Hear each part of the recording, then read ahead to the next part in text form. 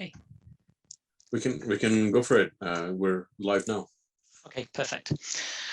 All right. Thanks for joining, everyone.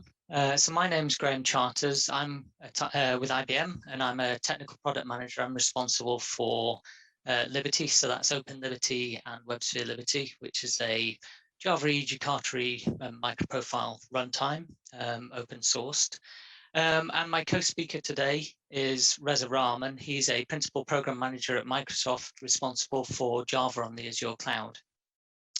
The session we've got is, well, it's entitled Powering Jakarta EE and MicroProfile on Azure with Open Liberty and OpenShift, which is a bit of a mouthful.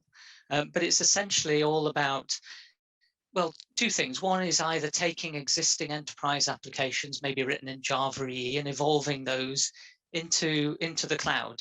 And as part of doing that, moving them into a Kubernetes environment.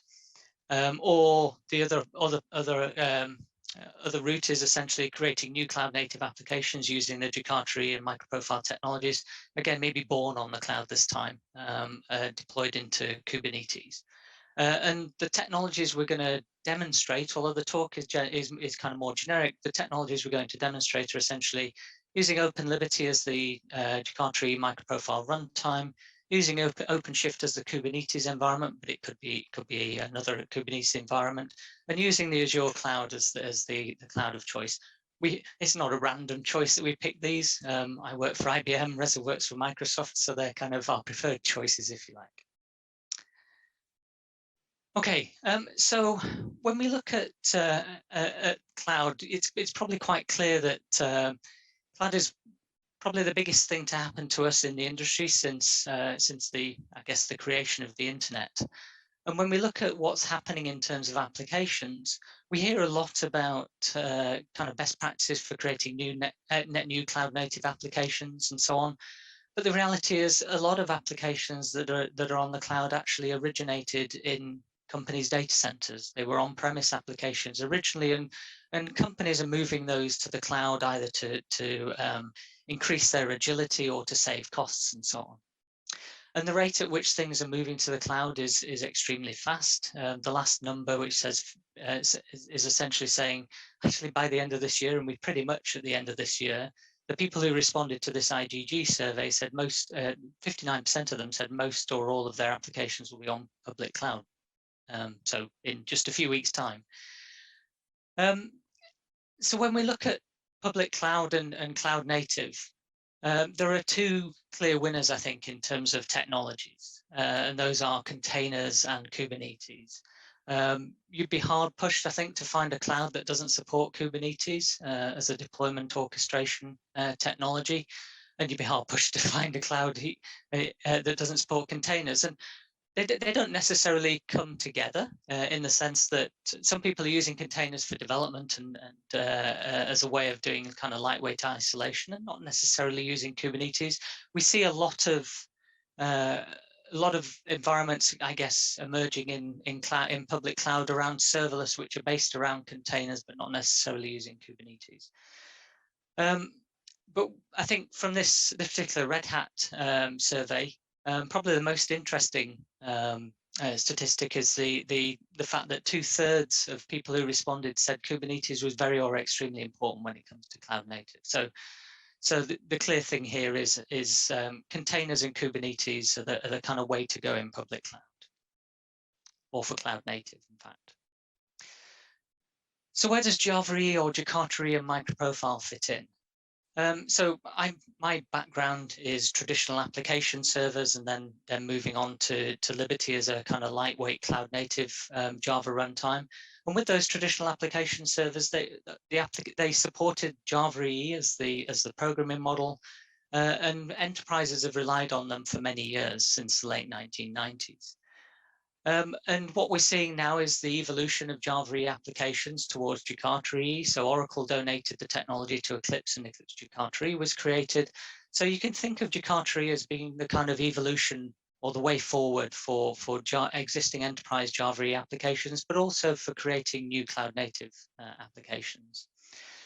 And then there's MicroProfile. MicroProfile essentially you can think of it in two ways. You can think of it as a kind of extension to existing Jakarta EE or Java EE applications. So if the runtime supports it, you can take an existing monolithic application, containerize it, and use the microprofile capabilities to make that container work very well in a Kubernetes environment. You can also start to instrument it for observability and start exposing APIs and consuming APIs. It still has a monolithic application potentially. The other way to think about the technologies is MicroProfile might be actually your starting point, and you're creating new cloud-native microservices using MicroProfile, and that builds on a subset of Jakarta EE, and you may pull in additional Jakarta EE capabilities if you need, for example, to access a database and so on. And the great thing about the technologies now being at Eclipse is that that gives us a much more open community, a much more open environment for collaboration. And you can see I've just kind of off the Eclipse Jakarta EE page picked out the images for the compatible implementations. And you can see we now have, I think it's somewhere in the region, I think it's 19 compatible implementations of Jakarta EE. And even the most recent Jakarta EE 9.1, there are a good number of implementations available today, and that number is growing. And similarly with MicroProfile, so MicroProfile started outside of Eclipse, but soon moved to Eclipse. And again, the open community nature of it, and the fact that there's a kind of reasonably low barrier to entry for implementations means we already have 13 compatible I think it's 14 compatible implementations of MicroProfile. So I mentioned I'm responsible for Open Liberty.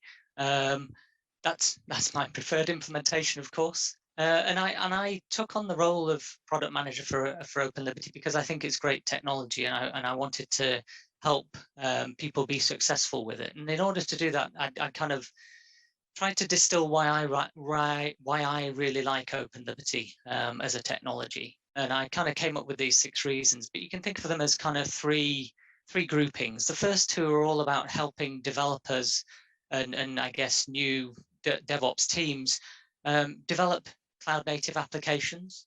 So the Liberty has a great developer experience that we integrate into the most popular IDEs. It has a rapid in-a-loop developer experience called dev mode, where you can essentially fire up a Liberty runtime, including in a container, make code changes, configuration changes, save those, and they're automatically reflected in that running server. There's no need for a rebuild, no need for a redeploy, no need to restart the server. We also integrate it very tightly with the Kubernetes environment. So through the MicroProfile APIs, you can integrate with the Kubernetes health capabilities, for example. We provide container images that are production ready, available in popular locations, so in Docker Hub, but also in the IBM Container Registry. And one of the things we do is we self-tune the runtime. So if you think about how to get the best performance out of your application when you're running in a containerized environment, when you're building your container, you don't necessarily know what that production environment is going to look like. So it's very difficult to tune to that environment. So what we do is, rather than having the developer burdened with tuning that application, the runtime tunes itself. So you can deploy it into one environment, get the optimal performance. If the environment changes over time, you continue to get the best performance. The next 2 are all about how we deliver Liberty and help you in terms of staying current and staying secure and avoiding technical debt. So with zero migration, what we say with Liberty is, if you've got an application that you deployed to Liberty 3 years ago, 4 years ago, that'll continue to work on Liberty today unchanged. So if you keep your application the same and keep your server configuration the same, you can deploy that to the latest level of Liberty without any changes. So you can pick up security fixes, pick up performance enhancements with zero effort.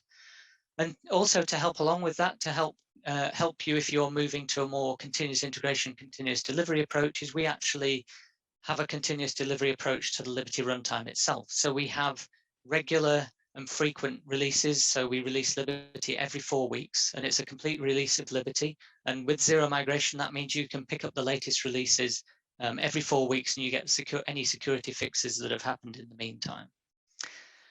The last 2 are all about if you're doing cloud native applications, if you're deploying microservices and so on, you want a lightweight environment. And Liberty had essentially, when we compare it against other runtimes, for example, Tomcat and Spring Boot, Liberty has twice the throughput in the tests that we've done with using about half the memory. So you're going to be able to deploy more instances into your cloud environment to run more workloads. So we've been collaborating, Reza and myself, for was it just over a year now, I think it is. And the scope of the collaboration is quite broad, but what we're going to talk about specifically in this session is Open Liberty deployed to Azure Red Hat OpenShift. We also have the options to deploy WebSphere Liberty and WebSphere Traditional, so traditional WebSphere into Azure virtual machines, and WebSphere Liberty into either Azure Kubernetes Service or Azure Red Hat OpenShift. And of course, I didn't mention it, but Open Liberty also into the Azure Kubernetes Service. And once you're in those environments, our goal is to make it as simple as possible and easy for you to get started deploying your Jakarta EE or MicroProfile applications into these Kubernetes cloud environments. And once you're in that cloud environment, you can integrate with services maybe being provided in your own data center still, so maybe reaching back into a DB2 instance on premises, or you can start leveraging or making use of the cloud services, so Postgres database, which I think Reza is going to demonstrate, or Azure Active Directory and so on. Okay, so last slide, we've got some resources to help you if you want to read more about Liberty and the capabilities in Liberty. Also more resources to find out more about the capabilities in the Azure cloud. That's the middle set of links. And if you want to give things a try, then there are links to guidance documentation or to guides on Open Liberty if you just want to learn Liberty technology in a bit more detail. Okay, so I'm going to hand over to Reza.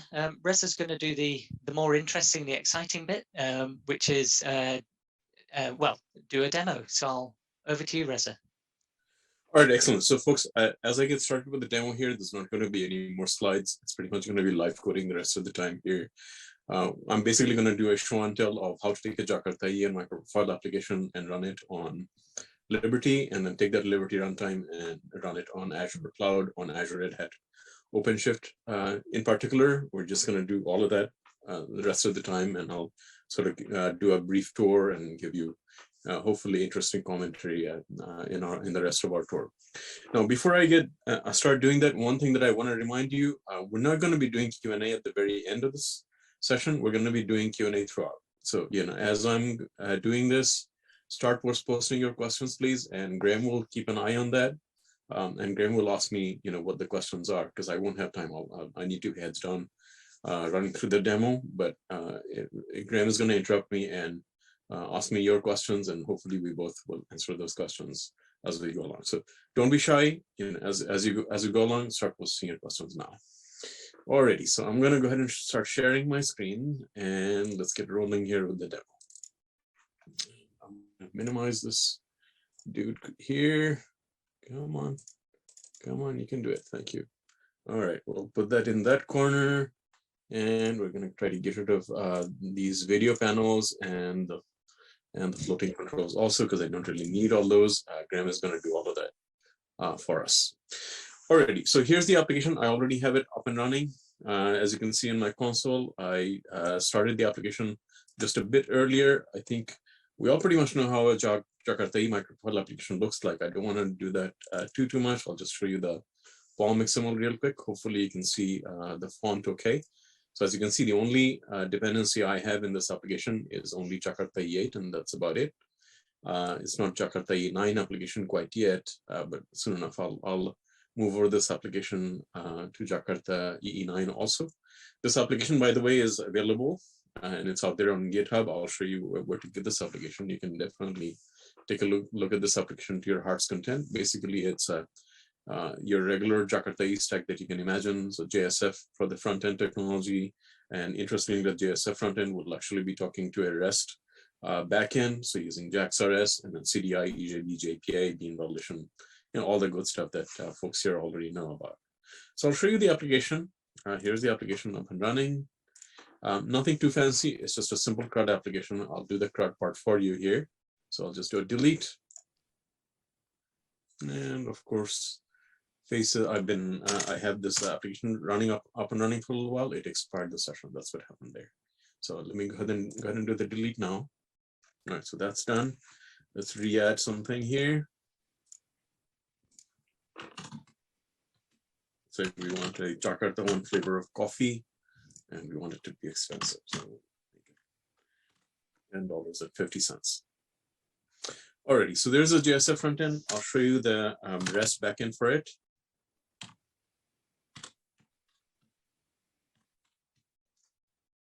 And it's producing XML through JAXB.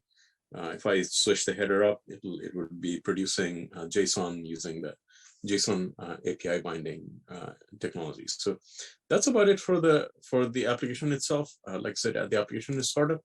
Not the main point here is just Jakarta EE application running on Liberty, which for all the reasons that Graham mentioned is a very good runtime. So actually don't need the IDE anymore. I'm going to shut down my Liberty instance here, and I'm also going to shut down my IDE because I again don't really need it right at this moment.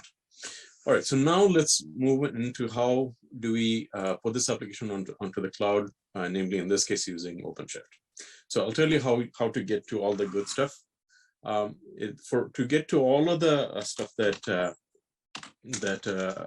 Graham talked about, all you need to do is open up your favorite search engine and type in WebSphere Azure. That's about it.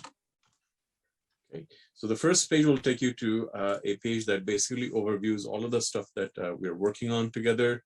As you know, there's a little diagram that you saw from before, and there's many different pathways where we want you to take these Jakarta EE and MicroProfile applications, whether net new or migrating. And these are all of the different solutions that we are offering for you. So there's Liberty and WebSphere Liberty on ARO or Azure Red Hat OpenShift. And I'll talk more about Azure Red Hat OpenShift in a moment. Or you could take your WebSphere traditional application servers, applications the way they are, and run it on virtual machines on Azure. That's also perfectly fine. And then, of course, you can also run it on vanilla Kubernetes. And that's like taking Open Liberty and WebSphere Liberty and running it on vanilla Kubernetes. Now, of course, today's focus is WebSphere Liberty and Open Liberty on ARO or Azure Red Hat OpenShift. So Azure Red Hat OpenShift is a joint offering from Microsoft and Red Hat. And basically what it does is that it makes it super easy to run OpenShift on Azure. It's a fully managed runtime. Once you get it up and running, you don't have to worry about all of the nitty-gritty details of configuring and installing Kubernetes. It just works for you. If you want it, it can do auto updates, all that nice stuff. And we'll also see some cool monitoring and management type capabilities built into Azure Red Hat OpenShift also. So there's a couple of different ways you can proceed. If you say you said, oh yeah, OpenShift, fantastic, Liberty, awesome, Jakarta EE, MicroProfile, of course. There's a couple of different ways you can take. And we've enabled both pathways for you in this case. So the first pathway you can consider is sort of the more traditional way of doing things, and probably what you would do if you're going on any other cloud other than Azure. And that is, take a step-by-step approach of getting OpenShift up and running, and then enabling the built-in container registry, and then installing the operator, creating a namespace, assigning a administrator for that namespace, and then finally getting to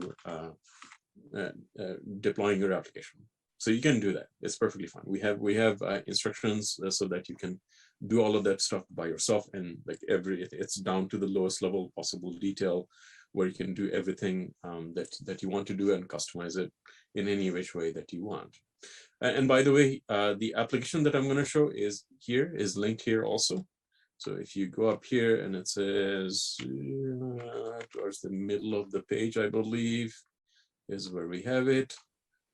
That's from GitHub and Liberty Maven plugin. Okay, so where is the GitHub link? I need to go find it. There we go. Hopefully here.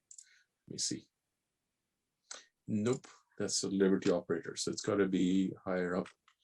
Somewhere higher up where we give you a link to the GitHub repo. There we go. That's right in the beginning, of course it is.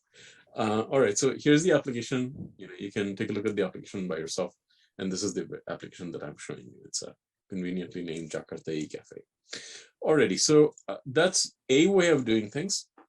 But as actually, Graham and I started about a year and a half ago on this, and that's where we started. We started by just saying, hey, we're going to give people basic instructions on how to get started with Kubernetes or Arrow and Liberty. And these are all of the steps that you need to do in order to get from point A to point B. But what we noticed in the process is that a lot of those steps, as I pointed out a moment ago, is pretty boilerplate. So there's not that much that you would probably want to change while doing those steps. It's just very manual steps and kind of laborious and kind of error prone. So what we did was we applied this concept called Azure Marketplace Solution Templates. And basically what it does is that it takes all of those boilerplate steps and automates it behind the UI on the Azure portal. So here's a link to that. So let me take you there next. Hopefully I'm logged in as me. Yes, I am. Alrighty, so let's go to the Azure portal.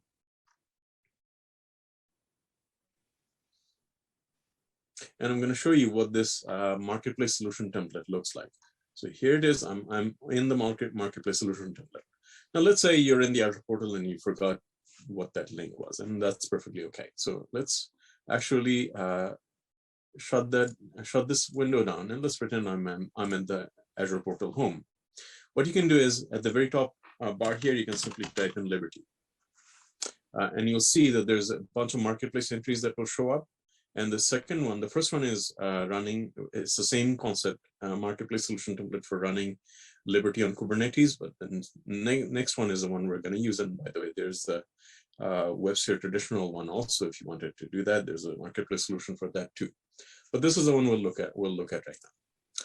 So let's click on that, and here's how it looks like. And there's some verbiage on what this is about and what it's going to do for you. Essentially, it'll automate a number of things. If you read this verbiage, it'll tell you. So it's going to create a virtual network for you. It's going to set up that virtual network. It's going to set up and install Azure Red Hat OpenShift for you. It's going to install the Liberty operator. It's going to create a namespace or project in OpenShift terms, and it's going to assign a simple administrator to that namespace so that you can begin deploying your application. You can also conveniently deploy an initial version of the application if you so wish also. So let's go ahead and take a look at that. So I'm going to hit create on this UI. And here's the UI. So the UI isn't super complicated. We've tried to keep it relatively simple. Like I said, there's not a lot you wanna really customize here. The customization is fairly minimal. So as a result, the UI is also pretty simple. So you're gonna pick your Azure subscription. By the way, you can get one for free for a year in case you don't have it, just to try things out. You can pick a resource group. A resource group is really nothing much more than sort of a grouping of different Azure resources. You can think of it as an analog of a mini data center. So everything that you would want for an application, a given application that you think logically of a data center, that's what you would put in a resource group. You pick a region, and you'll see there's tons of data centers across the globe for Azure. You pick the one that's closest to you. All of this stuff actually is created automatically. So in order to automatically create all this stuff, you need some kind of what's called a managed identity. So you're creating this identity, and this identity is going to have some privileges to go ahead and create all these resources on your behalf. So you go ahead and add that, and in this case, you could pick, like, for example, Liberty Arrow demo identity, which I created ahead of time. And there's also instructions on how you do all that. So there's a little blurb here on how you create the correct user managed identity with the correct permissions, so that can do the rest of the steps on your behalf. The next step is configuring the cluster, and you can do one of two things. You can either create a brand new OpenShift cluster and do the provisioning basically from scratch, or you can also pick an existing cluster that you might already have. And what this will do is basically it will do everything else except for creating the cluster. So it'll install the Liberty operator for you, and it'll install the application and set up the namespace and so on. Since we are deploying Red Hat, you will need what's called a Red Hat pull secret. It's super easy to get. You just create an account on Red Hat and you have it. Again, there's instructions on how to do that. And then you specify, what is the so-called project administrator that you want. So I've actually gone ahead and created all this because it's going to take about half hour, maybe about as much as 45 minutes. So obviously we don't have that much time. So I've gone ahead and done that. So I did specify, again, a project manager name and a password just to give a special user for this particular application. And then you can configure the application. So by default, you don't need to do it. But if you do want to, you can just specify a publicly available Docker image name. So this could be on Docker Hub or some other registry where there's anonymous access, and you specify the full path for that application, and that's the application that will deploy with this. Obviously, because it's using the Liberty operator, we're assuming that this application is a Liberty application of some kind, and we will add a demo application in this as well, just to if you just want to get started and take a look at how things look like, you can do that using that. You can specify the number of replicas. That means how many copies of this application do you want. So for failover purposes, and you can bump that up and down however you want. And then finally, that's it.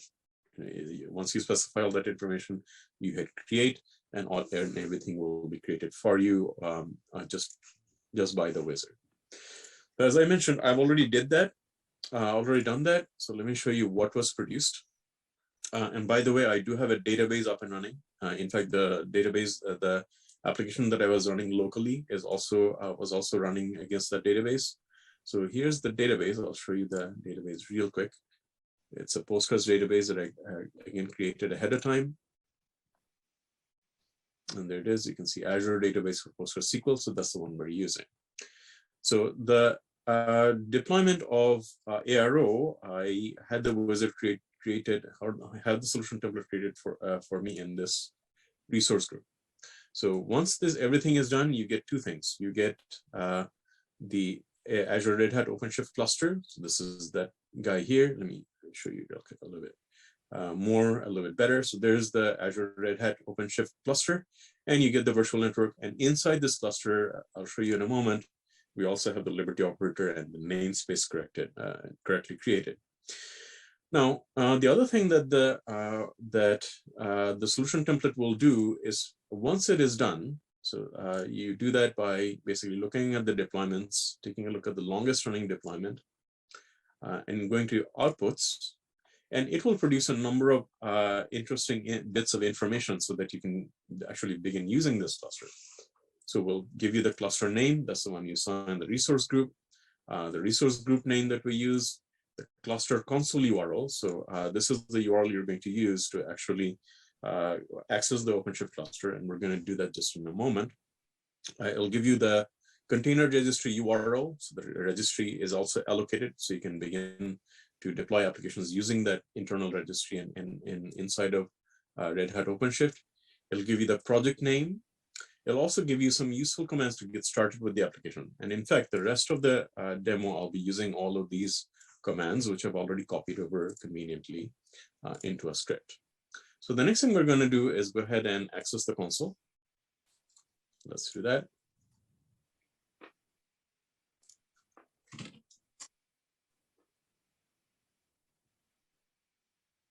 And there's my user logging in.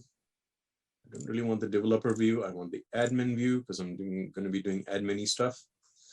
All right, so this is basically Mint environment created by the wizard. So as you can see, there's the OpenShift registry that was created, and there's the project.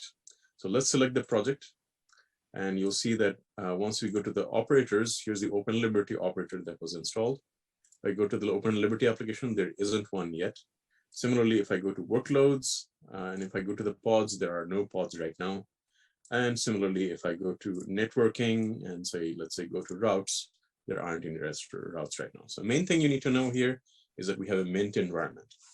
So now we're going to go ahead and log into this environment and actually deploy something. So first thing I'm going to do is I'm going to log in locally with the OpenShift command line.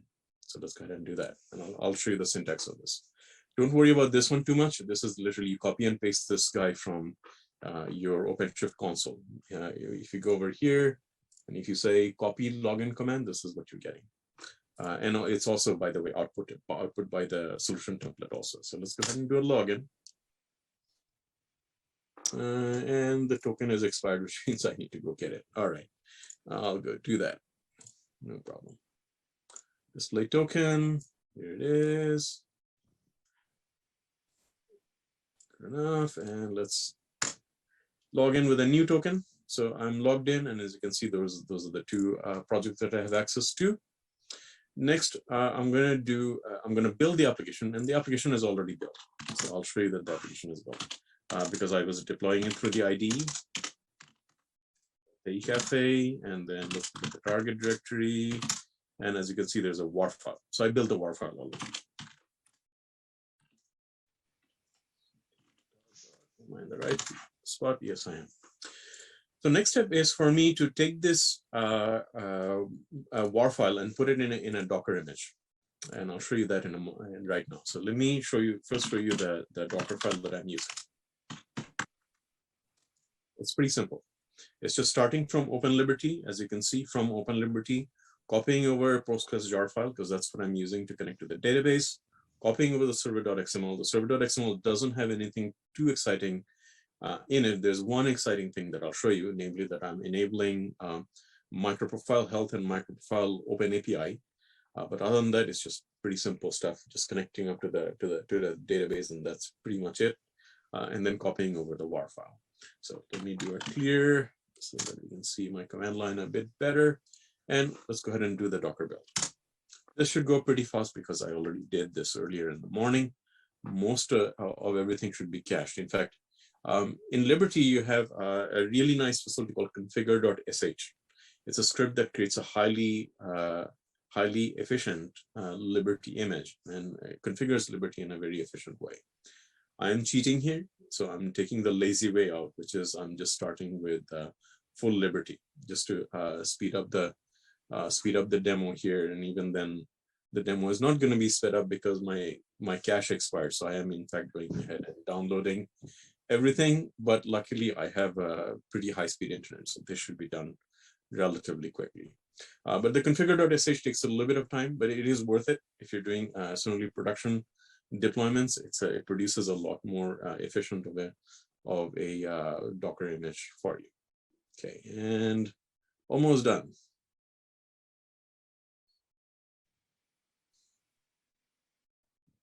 Already, we have a Docker image. So now we're going to go ahead and run this Docker image locally, just to validate that everything is working. And if you haven't seen it before, I will show you the syntax of this. All right, so here's the syntax. Hopefully, if you can see my screen okay. If you cannot, yell and I will increase the font size. So Docker run is run the Docker image. At the very last argument, you see Jakarta EE Cafe v1. That's a Docker image that I just built locally. Run IT means run interactive, run it in the foreground. -p, long story short, basically it's enabling me to access this application through port 9080. Think of it as opening up the port.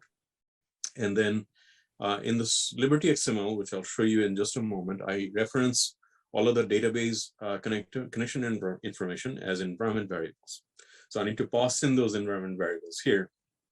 And basically the environment variables are pointing to the database that I created on Azure. So let's hit enter on this, and let's see the thing in action.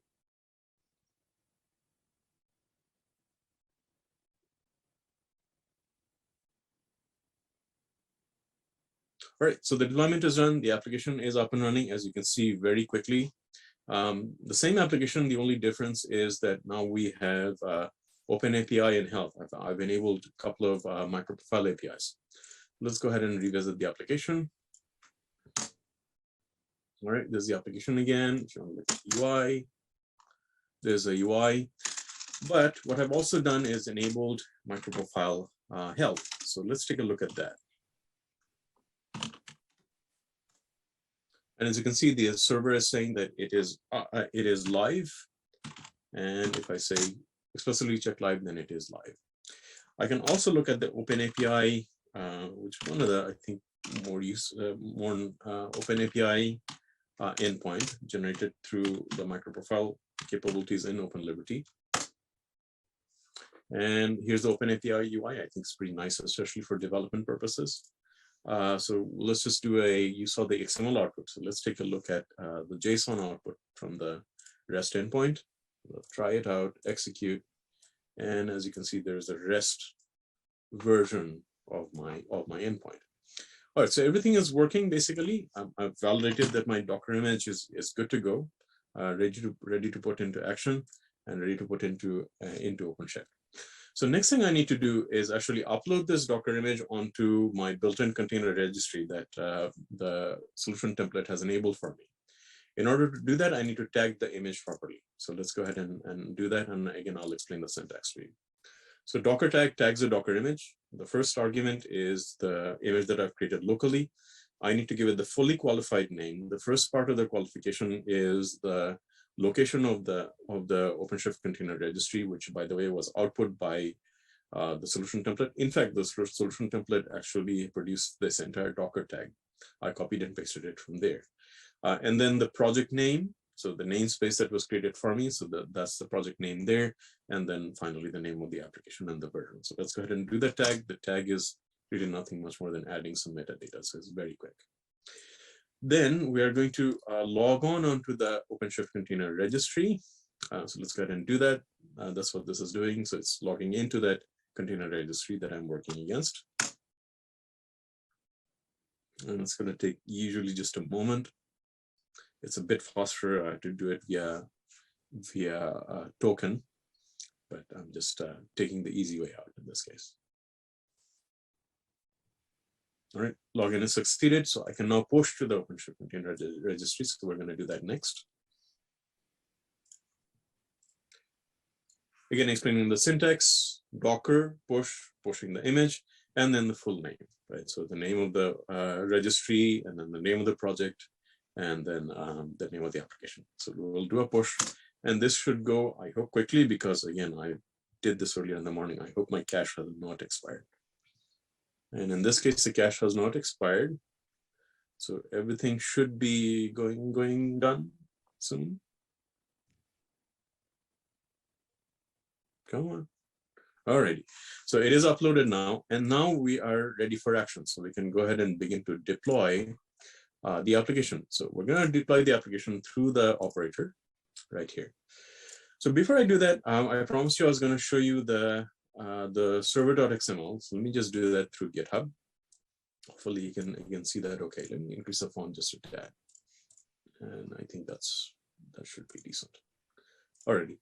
So those are, as you can see, I've enabled the MicroProfile Health feature. That's why you're seeing MicroProfile Health.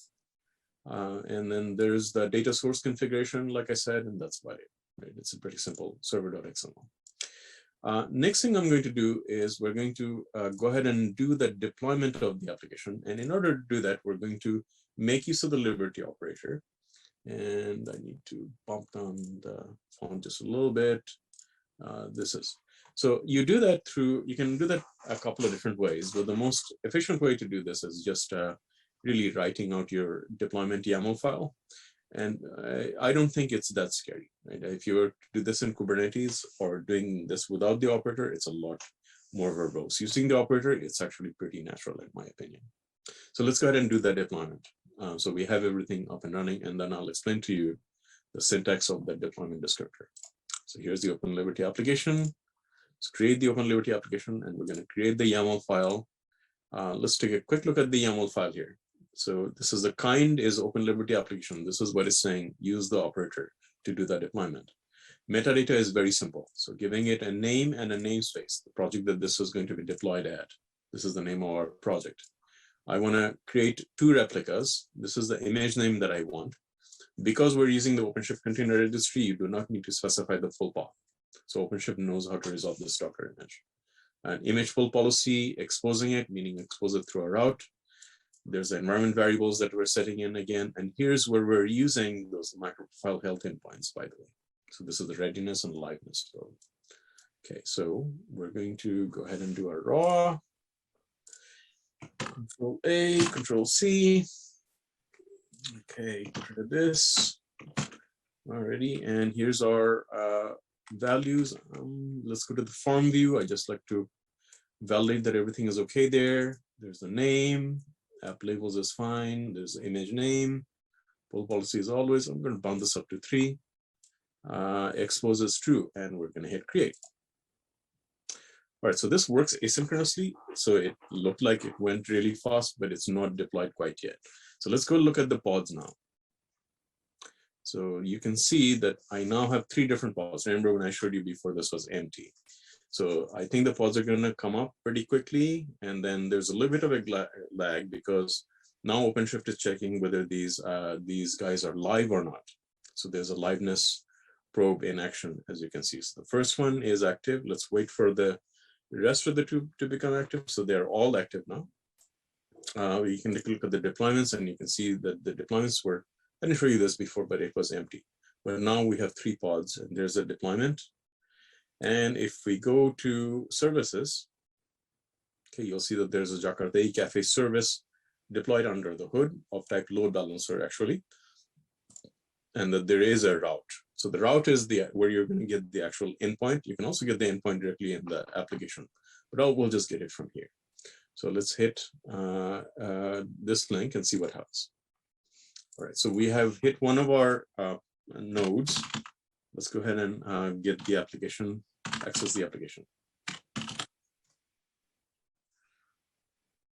Alrighty, so there's our application. So it is up and running.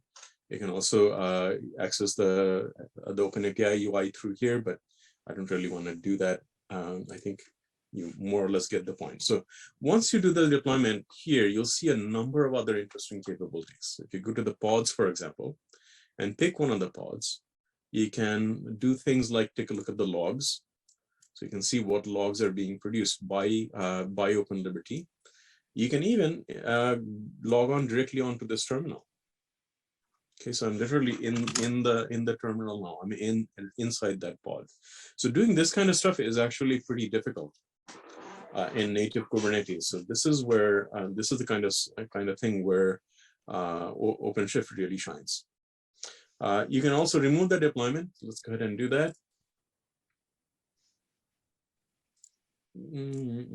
There's the application. Delete. Yes. Let me go look at my script, make sure I have not forgotten anything. I don't think so. Nope, I think we're good. Alrighty, so it's deleted there. Let's go to the pods. No more pods, no more deployments. So our application is gone. You can do things like rolling updates. You can configure this with GitHub Actions to do the deployment, everything that I did through CI/CD instead of doing it manually. Basically, it would be the same sort of steps that I went through as well. So that's about it. As you can see, it's a pretty powerful combination, and it has a lot of different capabilities. A lot of different capabilities come from Jakarta EE and MicroProfile itself. Liberty builds on all of those capabilities.